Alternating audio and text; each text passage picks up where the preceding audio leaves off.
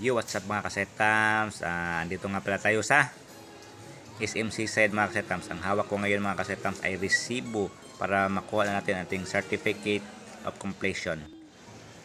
So kakatapos lang natin mag driving school mga kasetams, kailangan natin kunin ang certificate. So ayun, andito na tayo sa AZB 88 driving school mga kasetams. Tara, pasok tayo mga kasetams. Dito na tayo mga kasetams habang naghihintay sa ating certificate. Selfie muna. So sir, bigay mo na aking certificate para makakuha na ako ng non-prop license. Okay. So ayun, habang naghihintay mga kasetams, excited talaga mga kasetams. Ayun, nandito na.